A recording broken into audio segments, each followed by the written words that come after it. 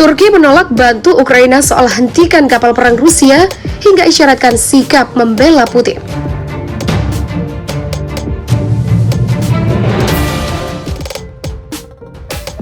Di tengah invasi yang dirasakan Ukraina, Turki sempat mendapat permintaan untuk menghentikan kapal perang Rusia yang mengakses Laut Hitam melalui selatnya Dardanelles dan Bosporus. Namun begitu, Turki baru-baru ini menyatakan tidak dapat memenuhi permintaan Ukraina itu, yang mana terganjal klausul dalam fakta internasional yang memungkinkan kapal perang Rusia kembali dengan mudah ke pangkalan mereka. Pada akhirnya kapal perang yang membawa pasukan Rusia mendarat di pelabuhan Laut Hitam sebagai bagian dari invasi ke Ukraina. Kemudian baru-baru ini Menteri Luar Negeri Turki Mevlut Cavusoglu mengatakan Ankara sedang mempelajari permintaan Kiev. Tapi ternyata Rusia memiliki hak berdasarkan Konvensi Montreux 1936 untuk mengembalikan kapal perang ke pangkalan mereka di Laut Hitam. Dalam arti lain, jika Turki memutuskan menerima permintaan Ukraina dan menutup selat untuk kapal perang Rusia, hal itu hanya akan dicegah untuk melakukan perjalanan ke arah lain, jauh dari pangkalan mereka ke Mediterania. Jika negara-negara yang terlibat dalam perang mengajukan permintaan untuk mengembalikan kapal perang ke pangkalan mereka, itu harus diizinkan. Begitulah jelas Cavusoglu. Selain itu, Cavusoglu juga menegaskan kembali penentangan Ankara untuk menjatuhkan sanksi ekonomi terhadap Rusia. Adapun sikap ini telah membedakan Turki dari sebagian besar sekutu NATO yang telah mengumumkan sanksi untuk Rusia.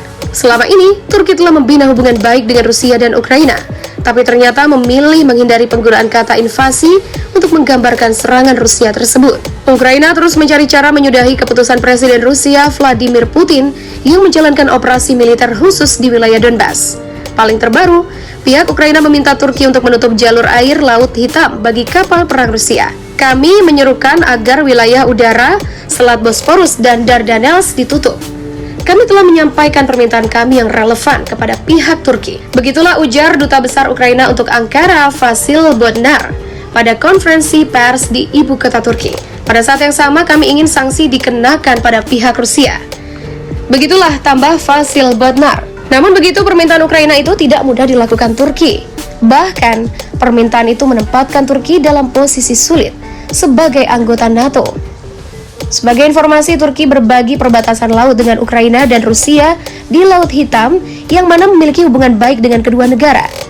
Sementara itu, di bawah Fakta 1936, Ankara memiliki kendali atas selat dan dapat membatasi jalur kapal perang selama masa perang atau jika berada dalam posisi terancam. Viral, ribuan tentara Muslim Chechnya menggemakan takbir bantu Rusia. Video viral ribuan tentara Muslim Chechnya menggemakan takbir untuk membantu Rusia dalam perang melawan Ukraina. Diketahui Chechnya merupakan republik otonom bagian dari Federasi Rusia. Letaknya berada di barat daya Rusia, Chechnya mayoritas dihuni penduduk Muslim. Video viral ini berawal dari rilis resmi tentara pasukan elit Chechnya saat menyatakan diri bergabung dengan pasukan Rusia untuk berperang melawan Ukraina. Video ini dirilis beberapa waktu usai Rusia memutuskan melakukan invasi militer ke Ukraina. Setidaknya sebanyak 12.000 pasukan militer Chechnya disiagakan untuk membantu Presiden Vladimir Putin dalam peperangan ini. Hingga kini sebagian besar tentara Chechnya telah diterjunkan ke sejumlah kota di Ukraina. Bahkan sebuah video yang beredar di media sosial menunjukkan pasukan Chechnya berhasil mengambil alih salah satu markas militer Garda Nasional Ukraina di Gostomel.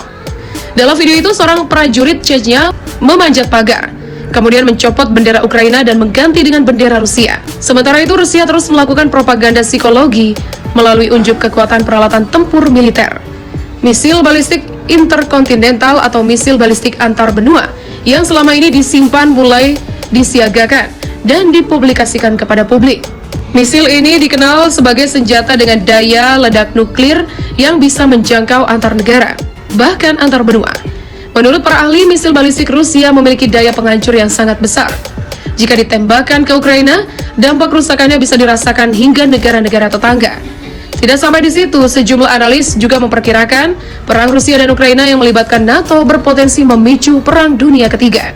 Garda Nasional Ukraina baru-baru ini membagikan sebuah video di akun Twitternya yang menampilkan pejuang Ukraina, yakni Batalion Azov, sedang mengolesi peluru dengan lemak babi. Tujuan pejuang Batalion Azov mengolesi peluru dengan lemak babi adalah untuk melawan tentara Muslim Chechnya yang dikirim ke Ukraina. Seorang pria dalam video itu mengancam para tentara Muslim tidak bisa masuk surga. Pria itu juga menyarankan kepada tentara Muslim agar pulang saja ke rumah ketimbang perang bersama Rusia di Ukraina.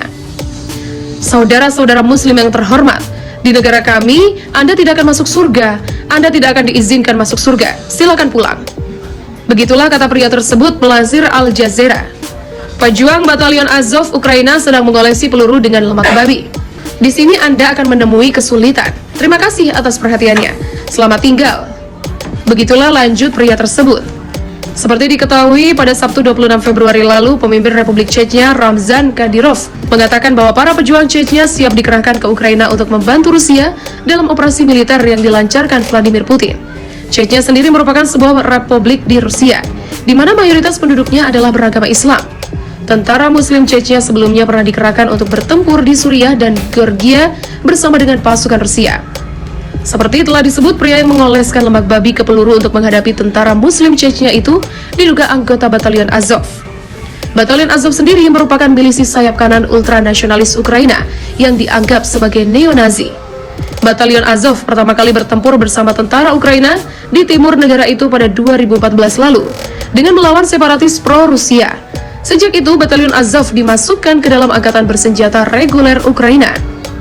Meskipun sudah diintegrasikan ke dalam militer Ukraina, para pejuang Azov tetap terus mengenakan lencana Wolf Single yang digunakan oleh sejumlah divisi Nazi selama Perang Dunia II. Nah, kelompok-kelompok sayap kanan seperti Batalion Azov inilah yang jadi alasan Presiden Rusia Vladimir Putin melakukan operasi militer spesial ke Ukraina. Putin sendiri memang mengatakan operasi militer itu dilakukan untuk mendemilitarisasi dan denazifikasi Ukraina. Militer Rusia dalam jumpa pers juga mengklaim bahwa Batalion Azov merupakan bagian penting dari perlawanan terhadap serangan mereka.